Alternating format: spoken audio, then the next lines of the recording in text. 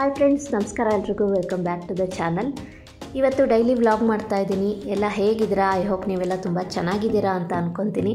ಸಮ್ಮರ್ಗೆ ಒಂದು ಜ್ಯೂಸ್ ರೆಸಿಪಿನ ಇವತ್ತು ಹೇಳ್ಕೊಡ್ತಾ ಇದ್ದೀನಿ. ಸಮ್ಮರ್ ಬಂತು ಅಂದರೆ ಜ್ಯೂಸ್ ಬೇಕೇ ಬೇಕು ಅಲ್ವಾ? ಹಾಗಾಗಿ ಇವತ್ತು ಕರ್ಬೂಜ ಹಣ್ಣಿನ ಜ್ಯೂಸ್ ಹೇಗೆ ಮಾಡೋದು ಅಂತ ಹೇಳ್ಕೊಡ್ತಾ ಇದ್ದೀನಿ. ಅದಕ್ಕೂ ಮುಂಚೆ ಚಾನಲ್ನ ಹೊಸದಾಗಿ ನೋಡ್ತಾ ಇದ್ದರೆ ಸಬ್ಸ್ಕ್ರೈಬ್ ಮಾಡ್ಕೊಳ್ಳಿ. ಹಾಗೆ ಪಕ್ಕದಲ್ಲೇ ಇರುವಂಥ ಬೆಲೈಕಾನ್ ಮರಿದಲ್ಲೇ ಕ್ಲಿಕ್ ಮಾಡಿ. ಇದರಿಂದ ಹೊಸ ವೀಡಿಯೋಸ್ ಬಂದರೆ ನಿಮಗೆ ನೋಟಿಫಿಕೇಷನ್ ಬರುತ್ತೆ. ವಿಡಿಯೋ ಇಷ್ಟ ಆದಲ್ಲಿ ಲೈಕ್ ಮಾಡಿ, ಕಮೆಂಟ್ ಮಾಡಿ, ಹೆಚ್ಚು ಜನಕ್ಕೆ ವಿಡಿಯೋನ ಶೇರ್ ಮಾಡಿ. ಕರ್ಬೂಜ ಹಣ್ಣಂತೂ ತುಂಬಾ ಚೆನ್ನಾಗಿರುತ್ತೆ. ಅದರಲ್ಲಿ ಜ್ಯೂಸ್ ಮಾಡಿದ್ರೆ ಇನ್ನೂ ಚೆನ್ನಾಗಿರುತ್ತೆ ಅಂತ. ಕರ್ಬೂಜ ಹಣ್ಣಿನ ಜ್ಯೂಸು ಯಾವ ರೀತಿ ಮಾಡೋದು, ಏನೇನು ಇಂಗ್ರೀಡಿಯೆಂಟ್ಸ್ ಬೇಕು ನೋಡೋಣ. ಕರ್ಬೂಜ ಹಣ್ಣಿನ ಸಿಪ್ಪೆನ ತೆಗೆದು ಅದರಲ್ಲಿರುವಂತಹ ಬೀಜ ಎಲ್ಲ ತೆಗೆದುಬಿಟ್ಟು ನಾನು ಕಟ್ ಮಾಡಿ ಇಟ್ಕೊಂಡಿದ್ದೀನಿ. ಇದು ಅರ್ಧ ಹೋಳಷ್ಟಿದೆ ನೋಡಿ. ಈ ರೀತಿ ಪೀಸ್ ಮಾಡಿ ಇಟ್ಕೊಂಡ್ರೂ ಆಗುತ್ತೆ. ನೆಕ್ಸ್ಟು ನಾನು ಇಲ್ಲಿ 4 ಐಸ್ ಕ್ಯೂಬ್ ತೊಗೊಂಡಿದ್ದೀನಿ. ಹಾಗೆ ಅರ್ಧ ಬಟ್ಲಷ್ಟು ಸಕ್ಕರೆ ನೀವು ಬೇಕು ಅಂದರೆ ಜಾಸ್ತಿನೂ ಹಾಕೋಬೋದು, ಚೆನ್ನಾಗಿರುತ್ತೆ. ಹಾಗೆ 1 ಕಪ್ಪಷ್ಟು ನಾನು ಹಾಲು ತೊಗೊಂಡಿದ್ದೀನಿ. ಹಾಲು ಹಾಕೋದ್ರಿಂದ ಟೇಸ್ಟು ತುಂಬಾ ಚೆನ್ನಾಗಿರುತ್ತೆ. ನೆಕ್ಸ್ಟು ಒಂದು ಮಿಕ್ಸಿ ಜಾರ್ಗೆ ಕರ್ಬೂಜ ಹಣ್ಣನ್ನು ಹಾಕ್ಕೊತಾ ಇದ್ದೀನಿ. ನೀವು ಬೇಕು ಅಂದರೆ ಇನ್ನೂ ಸ್ವಲ್ಪ ಸಣ್ಣದಾಗಿ ಬೇಕಾದ್ರೆ ಕಟ್ ಮಾಡ್ಕೋಬೋದು. ತುಂಬಾ ಟೇಸ್ಟಿಯಾಗಿರುತ್ತೆ. ಖಂಡಿತವಾಗ್ಲೂ ಟ್ರೈ ಮಾಡಿ ನೋಡಿ. ಹೇಗೆ ಬರುತ್ತೆ ಕಮೆಂಟ್ ಸೆಕ್ಷನ್ನಲ್ಲಿ ತಿಳಿಸಿ. ಹಾಗೆ ಇವಾಗ ಸಕ್ಕರೆ ಹಾಕ್ಕೊತಾ ಇದ್ದೀನಿ. ನೆಕ್ಸ್ಟು ಹಾಲು ಹಾಕ್ಕೊತಾ ಇದ್ದೀನಿ.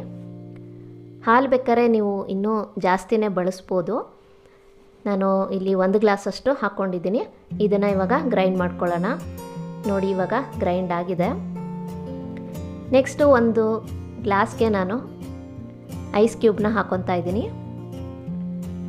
ಇದಕ್ಕೆ ಇವಾಗ ಕರ್ಬೂಜ ಜ್ಯೂಸನ್ನ ಹಾಕ್ಕೊಳ್ಳೋಣ. ಕೇವಲ 5 ನಿಮಿಷ ಸಾಕು, ಒಳ್ಳೆ ಜ್ಯೂಸು ರೆಡಿ ಆಗುತ್ತೆ. ಮತ್ತು ಕಡಿಮೆ ಇಂಗ್ರೀಡಿಯೆಂಟ್ಸ್ನ ಬಳಸ್ಕೊಂಡು ಒಳ್ಳೆ ಜ್ಯೂಸನ್ನ ಯಾವ ರೀತಿ ಮಾಡೋದು ಅಂತ ನೋಡಿದ್ರಿ ಅಲ್ವಾ? ಮತ್ತೆ ಯಾಕೆ ತಡ, ನೀವು ಕೂಡ ಟ್ರೈ ಮಾಡಿ. ಹೇಗೆ ಬಂತು ಅಂತ ಖಂಡಿತ ಕಮೆಂಟ್ ಸೆಕ್ಷನಲ್ಲಿ ತಿಳಿಸಿ. ಮತ್ತು ಇದು ನೆಕ್ಸ್ಟ್ ಡೇ ವ್ಲಾಗ್ನ ಮಾಡಿದ್ದೆ, ಅದನ್ನು ಶೇರ್ ಮಾಡ್ಕೊಳ್ತಾ ಇದ್ದೀನಿ. ಈಗ ಟೈಮ್ ಆಗಿದೆ 3:30, ಹೊರಗಡೆ ಹೋಗ್ತಾ ಇದ್ದೀನಿ. ಬಿಸಿಲು ಬೇರೆ, ವೀಡಿಯೋ ಮಾಡೋಕ್ಕಾಗ್ತಾಯಿಲ್ಲ. ನಾನು ಎಲ್ಲಿ ಹೋಗ್ತಾ ಇದ್ದೀನಿ ಅಂತ ನಿಮಗೆ ಇವಾಗ ತೋರಿಸ್ತೀನಿ. ಇತ್ತೀಚೆಗಷ್ಟೇ ನಾನು ಮಹಾವೀರ ಭವನದ್ದು ಒಂದು ವಿಡಿಯೋ ಶೇರ್ ಮಾಡಿದ್ದೆ, ಅಲ್ಲಿಗೆ ಹೋಗ್ತಾ ಇದ್ದೆ. ಸೊ ತುಂಬ ದಿನ ಆಯಿತು ನನಗೆ ವಿಡಿಯೋ ಮತ್ತೆ ಶೇರ್ ಮಾಡೋಕ್ಕಾಗಿರಲಿಲ್ಲ. ಸೊ ಇವಾಗ ಅಲ್ಲಿಗೆ ಹೋಗ್ತಾ ಇರೋದು, ಶೂಟಿಂಗ್ ಇತ್ತು, ಅಲ್ಲಿಗೆ ಹೋಗ್ತಾ ಇದ್ದೀನಿ. ರೈಟ್ ಸೈಡ್ಗೆ ಹೋದರೆ ನಮ್ಮ ಸ್ಕೂಲ್ ಇದೆ, ಶ್ರೀ ರಾಮಕೃಷ್ಣ ವಿದ್ಯಾಲಯ. ನಾನು 5th ತನಕ ಅದೇ ಸ್ಕೂಲಲ್ಲಿ ಓದಿದ್ದು. ಸೊ ಈ ರೋಡಿಗೆ ಬಂದರೆ ನನಗೆ ನಮ್ಮ ಸ್ಕೂಲ್ ಡೇಸ್ಗಳೆಲ್ಲ ನೆನಪಾಗುತ್ತೆ. ಇಲ್ಲಿಂದ ಸ್ವಲ್ಪ ಮುಂದೆ ಹೋದರೆ ಇಲ್ಲೇ ಮಹಾವೀರ ಭವನ ಇದೆ. ಇವಾಗ ಅಲ್ಲಿಗೆ ಹೋಗ್ತಾ ಇದ್ದೀನಿ.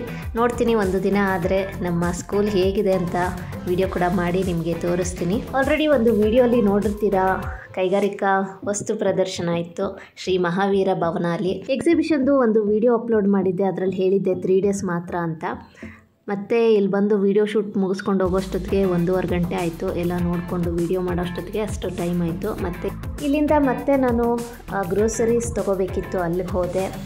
ಆಲ್ರೆಡಿ ಎಕ್ಸಿಬಿಷನ್ ಬಗ್ಗೆ ವಿಡಿಯೋ ಮಾಡಿದ್ದೆ. ಯಾರಾದರೂ ನೋಡಿಲ್ಲ ಅಂದರೆ ಲಿಂಕನ್ನು ಡಿಸ್ಕ್ರಿಪ್ಷನ್ ಬಾಕ್ಸಲ್ಲಿ ಹಾಕ್ತೀನಿ, ನೋಡಿ. ಒಳ್ಳೊಳ್ಳೆ ಪ್ರಾಡಕ್ಟ್ಸ್ಗಳಿತ್ತು. ಎಕ್ಸಿಬಿಷನ್ ಮುಗಿದಿದೆ, ಬಟ್ ಯಾವುದಾದ್ರು ಪ್ರಾಡಕ್ಟ್ ಬೇಕು ಅಂದರೆ ಆ ವಿಡಿಯೋಲಿ ಫೋನ್ ನಂಬರ್ ಕೂಡ ಹಾಕಿದ್ದೀನಿ, ಬೇಕಾದ್ರೆ ನೀವು ಅವರನ್ನು ಕಾಂಟ್ಯಾಕ್ಟ್ ಮಾಡ್ಬೋದು. ಹಾಗೆಯೇ ಹೊರಗಡೆ ಬಂದಮೇಲೆ ಬೈಕ್ ನೋಡಿದೆ, ತುಂಬಾ ಚೆನ್ನಾಗಿತ್ತು ನೋಡಿ. ಕಲರ್ ಕಾಂಬಿನೇಷನ್ ಅಂತೂ ತುಂಬಾ ಇಷ್ಟ ಆಯಿತು.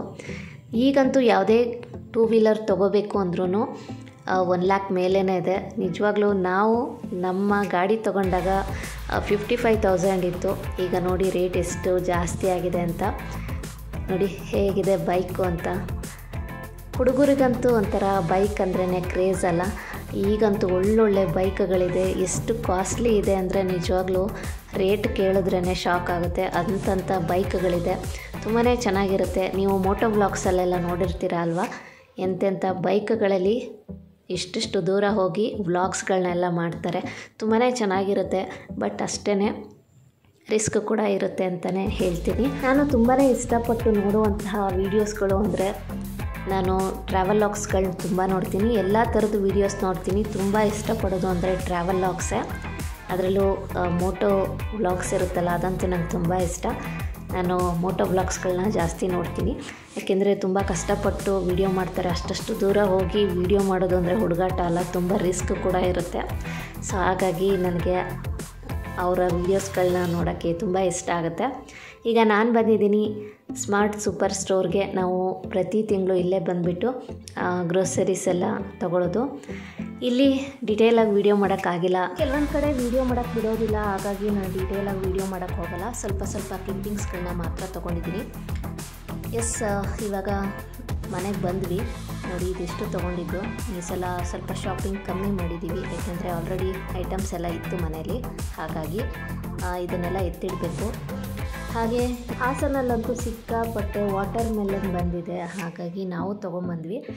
ಇತ್ತೀಚೆಗಷ್ಟೇ ನಾನು ಫೇಸ್ಬುಕ್ ಪೇಜಲ್ಲಿ ನೋಡಿದೆ, ವಾಟರ್ ಮೆಲನ್ನು ಯೆಲ್ಲೋ ಕಲರಲ್ಲಿ ಬಂದಿದೆ, ತುಂಬಾ ಒಳ್ಳೆಯದಂತೆ. ಅದನ್ನು ತಿಂದರೆ ನೋಡೋಣ, ನನಗೆಲ್ಲಾದರೂ ಸಿಕ್ಕಿದ್ರೆ ಖಂಡಿತ ತೊಗೊಂಬಂದು ನಿಮಗೂ ತೋರಿಸ್ತೀನಿ.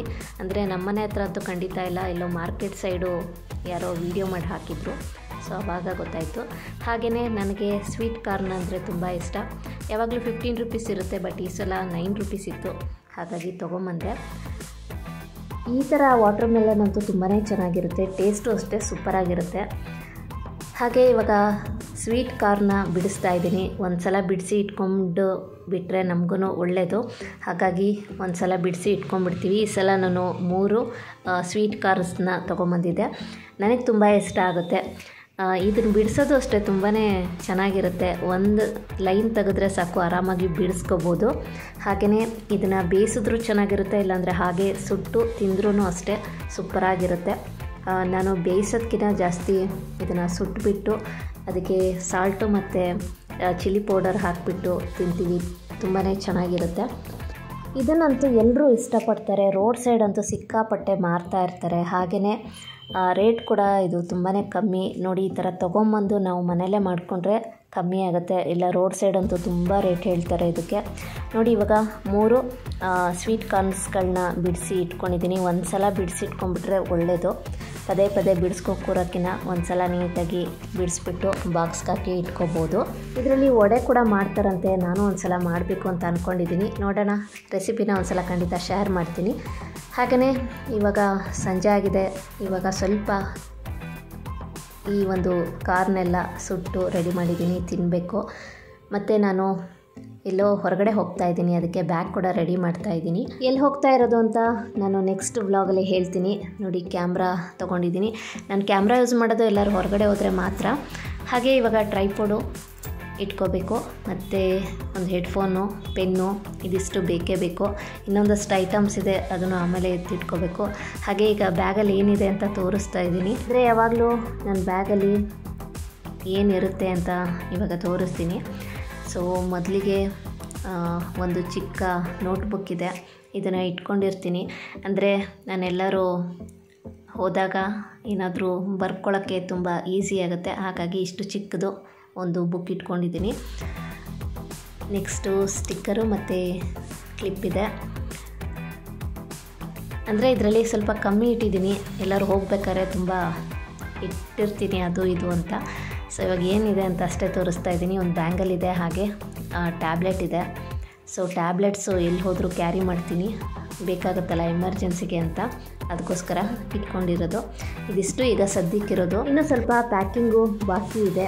ಹಾಗೆ ನಾಳೆ ಯಾವ ಡ್ರೆಸ್ ಹಾಕ್ಕೊಂಡು ಹೋಗಬೇಕು ಅಂತಲೂ ಡಿಸೈಡ್ ಮಾಡಿದ್ದೀನಿ. ನೋಡಿ, ಇದೆ ವೈಟ್ ಕಲರು ಡ್ರೆಸ್ಸು, ಇದನ್ನೇ ಹಾಕ್ಕೊಂಡು ಹೋಗೋಣ ಅಂತ. ಯಾಕೆಂದರೆ ಒಂದೇ ಸಲ ಈ ಡ್ರೆಸ್ ಹಾಕ್ಕೊಂಡು ಹೋಗಿದ್ದು, ಸೊ ಹಾಗಾಗಿ ಇದೇ ಡ್ರೆಸ್ ಇರಲಿ ಅಂತ ಇಟ್ಕೊಂಡಿದ್ದೀರಿ. ಇನ್ನು ಪ್ಯಾಕಿಂಗ್ ಇದೆ. ಹಾಗೆಯೇ ನಾಳೆ ನನ್ನ ಒಬ್ಬರು ಫ್ರೆಂಡನ್ನ ಮೀಟ್ ಮಾಡೋಕ್ತಾ ಇದ್ದೀನಿ. ಅವ್ರಿಗೆ ಅಂದ್ಬಿಟ್ಟು ಒಂದು 2 ಬುಕ್ಸ್ಗಳನ್ನ ಇಟ್ಕೊಂಡಿದ್ದೀನಿ, ಇದನ್ನು ಕೊಡಬೇಕು ಅವ್ರಿಗೆ. ಒಂದು ಸೌಂದರ್ಯ ಲಹರಿ ಅನ್ನುವಂತಹ ಬುಕ್ಕು, ಇನ್ನೊಂದು ರಾಘವೇಂದ್ರ ಸ್ತೋತ್ರ. ಅವರೇನೋ ರಾಯರ ಭಕ್ತರಲ್ಲ, ಆದರೆ ಇತ್ತೀಚೆಗಷ್ಟೇ ಒಂದು ಸಲ ಮಠಕ್ಕೆ ಹೋಗಿ ಬಂದು ಅವರಿಗೆ ತುಂಬಾ ಇಷ್ಟ ಆಗಿದೆ, ಮನಸ್ಸಿಗೆ ಶಾಂತಿ ಸಿಕ್ತು, ನಂಗೆ ತುಂಬ ಇಷ್ಟ ಆಯಿತು. ಅದರ ಒಂದು ಮಂತ್ರ ಹೇಳಿ ಅಂತ ಹೇಳಿದ್ರು. ಸೊ ಮಂತ್ರ ಹೇಳೋಕ್ಕಿಂತ ಒಂದು ಬುಕ್ಕೆ ಕೊಟ್ಬಿಡೋಣ ಅಂತ ಅನ್ನಿಸ್ತು. ಈ ಒಂದು ಬುಕ್ ಏನಿದೆ, ಇದು ನಾನು ಕಾಮಧೇನು ಕ್ಷೇತ್ರಕ್ಕೆ ಹೋಗಿದ್ದೆ, ಅಲ್ಲಿಂದ ತೊಗೊಂಬಂದಿದ್ದೆ. ಈ ಬುಕ್ ಯಾಕೆ ತೊಗೊಂಡೆ ಅಂದರೆ, ಇದನ್ನು ಪರ್ಸಲ್ಲಾದರೂ ಇಟ್ಕೋಬೋದು, ಬ್ಯಾಗಲ್ಲಾದರೂ ಇಟ್ಕೋಬೋದು, ಚಿಕ್ಕದಲ್ಲ. ಸೊ ಎಲ್ಲರೂ ಹೋದಾಗ ತೊಗೊಂಡೋದ್ರೆ ತುಂಬಾ ಒಳ್ಳೆಯದು. ಬೇಕು ಅಂದರೆ ನಾವು ತೊಗೊಂಡು ಸ್ತೋತ್ರ ಹೇಳ್ಕೊಬೋದಲ್ಲ, ಅದಕ್ಕೋಸ್ಕರ ಈ ಚಿಕ್ಕದು ಬುಕ್ ತೊಗೊಂಡಿದ್ದೆ. ಇದನ್ನು ಸುಮಾರಿಗೆ ಕೊಡೋಣ ಅಂತ ಅಂದ್ಕೊಂಡು ತೊಗೊಂಡು ಹೋಗ್ತಾ ಇದ್ದೀನಿ, ಬೇಕು ಅಂತ ಕೇಳಿದರು. ಹಾಗೆಯೇ ಒಂದು ರಾಘವೇಂದ್ರ ಸ್ವಾಮಿದು ಚಿಕ್ಕದು ಫೋಟೋ ಇತ್ತು, ಅದನ್ನು ಕೊಡೋಣ ಅಂತ ತೊಗೊಂಡು ಹೋಗ್ತಾ ಇದ್ದೀನಿ. ಅವ್ರ ಹತ್ರ ಫೋಟೋ ಇಲ್ಲ ಅಂದರು, ಸದ್ಯಕ್ಕೆ ಇದನ್ನು ಕೊಟ್ಟಿರ್ತೀನಿ. ಇದನ್ನು ತೊಗೊಂಬಂದಿದ್ದು ನಾನು ಕಲ್ಪವೃಕ್ಷ ಕ್ಷೇತ್ರದಲ್ಲಿ ಕೊಟ್ಟಿದ್ದರು, ಸೊ ಅಲ್ಲಿ ತೊಗೊಂಬಂದಿದ್ದೆ. ಫ್ರೆಂಡ್ಸ್, ನಾನು ಎಲ್ಲಿಗೆ ಹೋಗ್ತಾ ಇದ್ದೀನಿ ಅಂತ ನೆಕ್ಸ್ಟ್ ವೀಡಿಯೋಲಿ ಶೇರ್ ಮಾಡ್ತೀನಿ. ಇವತ್ತಿನ ವ್ಲಾಗು ನಿಮಗೆ ಇಷ್ಟ ಆಗಿದೆ ಅಂತ ಅಂದ್ಕೊತೀನಿ. ಇಷ್ಟ ಆದರೆ ವೀಡಿಯೋಗೆ ಲೈಕ್ ಮಾಡಿ, ಕಮೆಂಟ್ ಮಾಡಿ, ಹೆಚ್ಚು ಜನಕ್ಕೆ ವೀಡಿಯೋನ ಶೇರ್ ಮಾಡಿ. Thank you for watching.